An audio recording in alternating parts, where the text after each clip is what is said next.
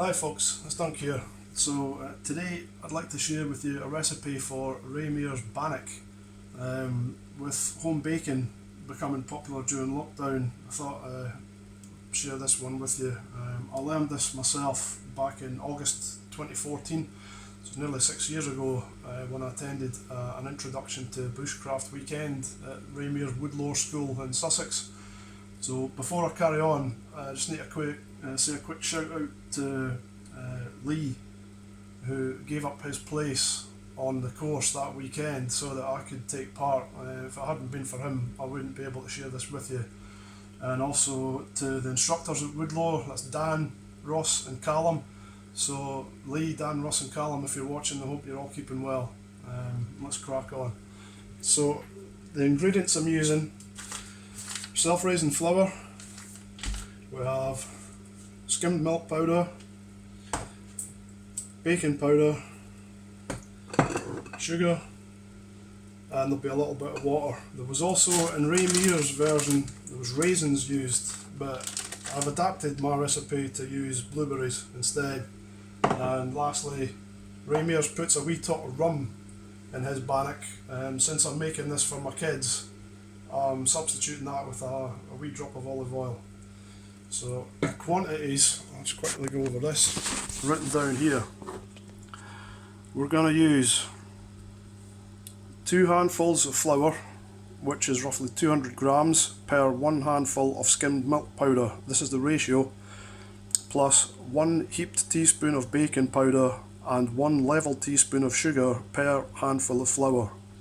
So for an 8-inch or 200mm diameter baking tin, that's this size here, you will need 400 grams of self-raising flour, 200 grams of skimmed milk powder, 40 grams of baking powder, and 4 teaspoons of sugar.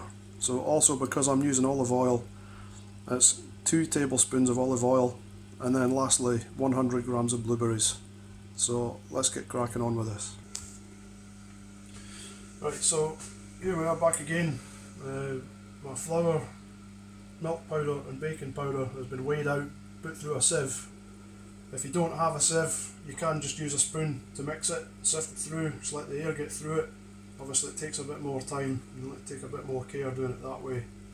So next part, I want to make a well in the centre, and this is a 2 litre mixing bowl I'm using. So just add a little spot of water, start mixing that into dough. So that's one spot.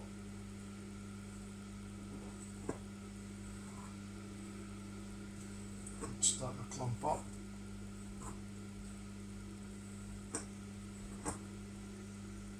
And then second spot.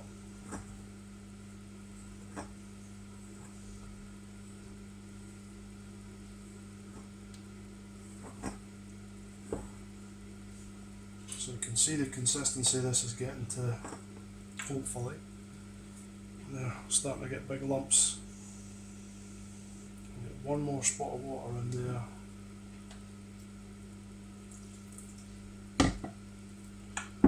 Give that another mix.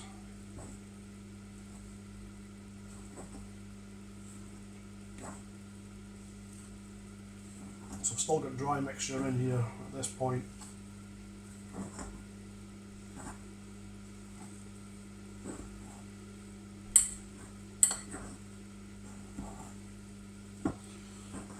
Right down to the bottom.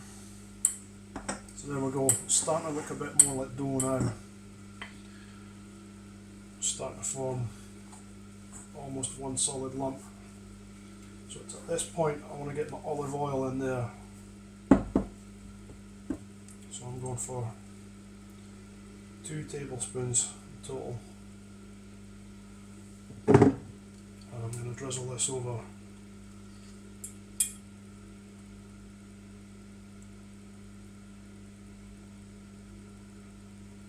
That's 1,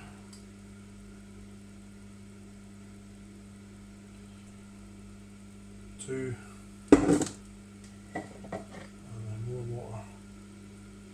what this is going to do is going to give it a creamy middle, and it's going to crust up nice on the outside once it's done.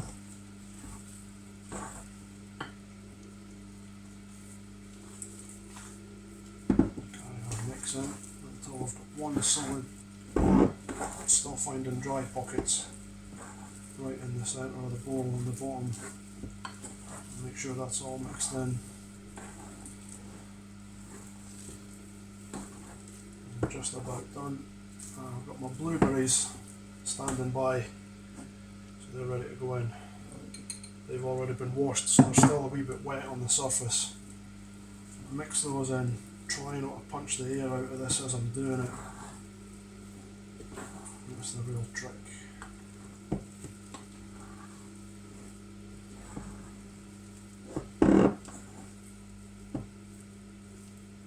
Tiny bit more water.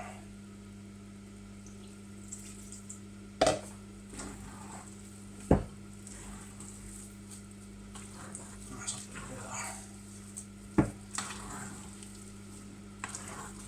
So this is the tricky part. The reason why I'm making this video is to show you how to get this to this stage and then get it into the baking tin, because it's taken me a few goes over the years to get this right. Right, quickly pause this, wash my hands and come back. 3, 2, 1 and you're back in the room. Now, so that was 500 mils of water exactly that I used to mix this up. I'll just let you get a zoom in here, I can show you. We now have what looks like one reasonably coherent lump of dough gathered in the middle of the bowl. Alright, so if you want, you can just quickly try and smooth over the surfaces around about the sides and the edge. Now, the next part, I've got my baking tin standing by, it's already greased, alright? This is the tricky bit. I want to take a small handful of flour, sprinkle it over the top, and try and coat the inside edges of the bowl at the same time, a little bit more. I don't know if you can see that. So that's 3, just a couple of wee pinches. I'm making sure I'm coating the inside edges of the bowl. This is the really kind of tricky part, it's what I call gathering the dough. But if you get this sussed, it's fairly straightforward. I'll quickly pause this. There, right, so the next part. I'm going to tip the bowl up at an angle, just using the tips of my fingers, going in and just slowly teasing the dough ball away from where it's stuck. Going around rotating a little bit at a time. And I want this so it's rolling freely rather than being stuck to the bottom. So see that's starting to come away now. And as it's going around the inside edge of the bowl, it's picking up the flour at the same time. So it's less likely to stick, and maybe just need a little bit more in there.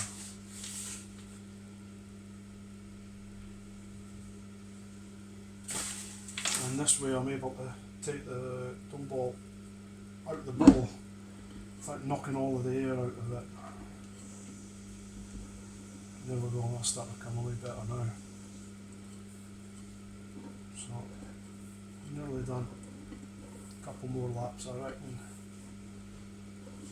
And then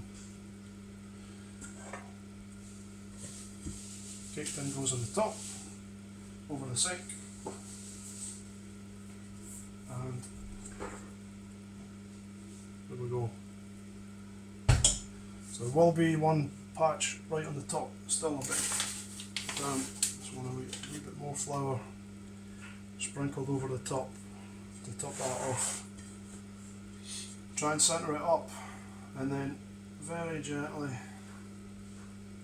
push that in to take up the space of the tin without squashing it flat. and this is ready to go into the oven. There we go. Pause you again. Right, so there's the bannock ready to go into the oven, and the cooking times are here.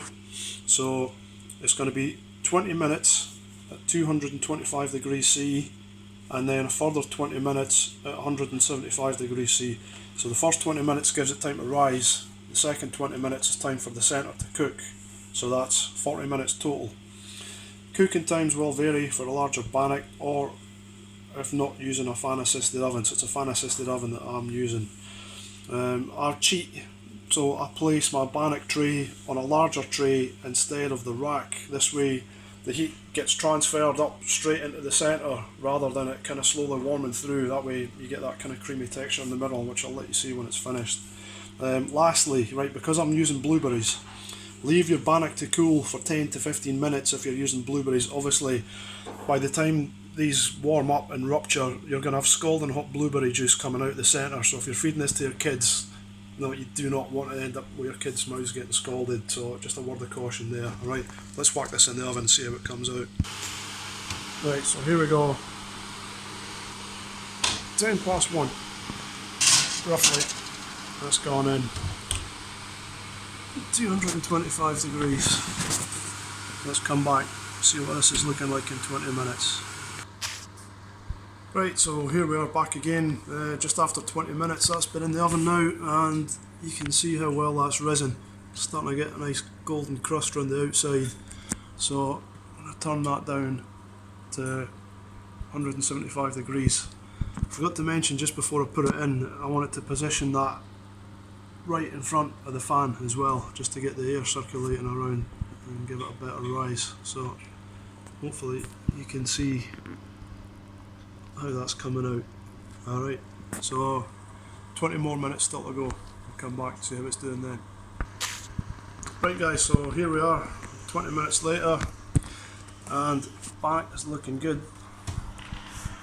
Cooking time's done. Switch this off now. I'm going to get this out of the oven and leave it to cool for 10 minutes. Okay. Okay guys, here we are 10-15 minutes later. We've got a finished bannock. It's nicely golden brown toasted on the outside. If I break this open, Ray Mears reckons you should never cut bannock. It's bad luck, you should always break bannock. So I'll let you see what this is looking like on the inside.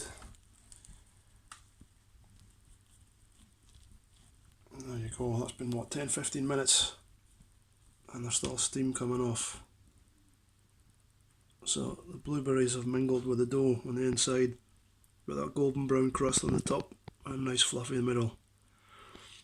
So I'm going to leave a link in the description below so you can check out Ray Mears making this himself outdoors on an open fire. And I think other than that, it's time for me to whack the kettle on, get a cup of tea on the go and break out the butter and jam. So enjoy your bannocks, thanks for watching, stay safe and take care, I'll see you next time. Cheers for now, bye.